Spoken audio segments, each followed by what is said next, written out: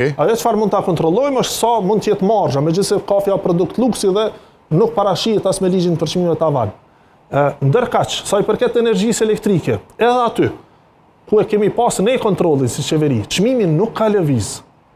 Keku, që është ndërmarrje publike, çmimi ka qenë 30 euro për megawatt për furnizim të konsumatorëve fundor, vazhdon të jetë 30 euro megawati. Pra nuk është rrit asnjë cent çmimi për qeverisë. Çka ka ndryshuar është rrit çmimi i energjisë importuar. Pra energjia që importohet nuk mund ta përcaktojmë çmimin ne si qeveri, aq sa s'mund ta përcaktojmë çmimin e dizelit apo benzinës. Do thonë shtrejtohet në xhirin per sek atje për shkak të krizës, vjen këtu litri më i shtrejt, ngjajshëm. Ka ndodhur lufta në Ukrainë, ka krizë edhe në Bashkimin Evropian për shkak të politikave të tyre të një transformimi drejt energjisë së ripërtreshme, hyp çmimi i rrymës në bursa ndërkombëtare, ajo rrymë që importohet paguhet më shtrejt. Në Kosovë prodhohen 2 hise parafërsisht, nëse dojmë tash me shpjegu në terma më të thjeshtë për qytetarët. Në vendet saktuara Prej 3 hiseve që konsumohen, në tërësi 2 hise prodhohen në Kosovë. Për këto 2 hise çmimi nuk ka ndryshuar, është 30 euro megawatt-ora. Ajo çka ka ndryshuar është kjo 1 hise. Për shtetin jo, po për qytetarin ka ndryshuar. Po tash cila është akuza këtu?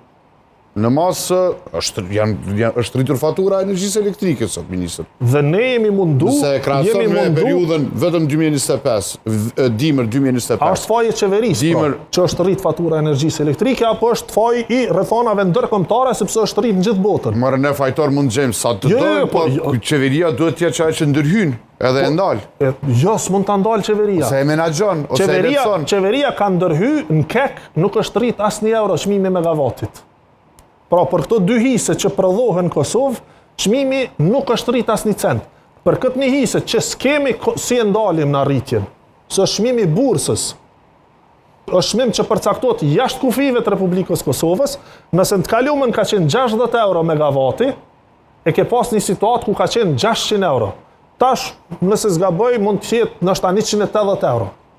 Pra, 30 euro, 30 edhe 180, sa del mesatarja? Ky është problemi. Po të ishte kjo ende 60, mesatarja do të ishte shumë më e ulët dhe s'kish pas nevojë fare me rrit çmimi. Por çka ka bërë qeveria është që për familjet të cilat mund të kenë të ardhura më të ulta, që quhen familje të cënueshme, e që janë rreth 90.000 prej tyre, qeveria i mbështet duke u subvencionuar një pjesë të faturës së energjisë elektrike. Pra këto e kemi bë. Është program i përvetshëm.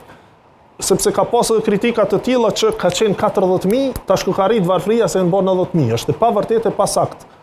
Është shtu numri i familjeve përfituese sepse i kemi zgjeruar kriteret për me mbështet sa më shumë. S'do të thotë që ka pasur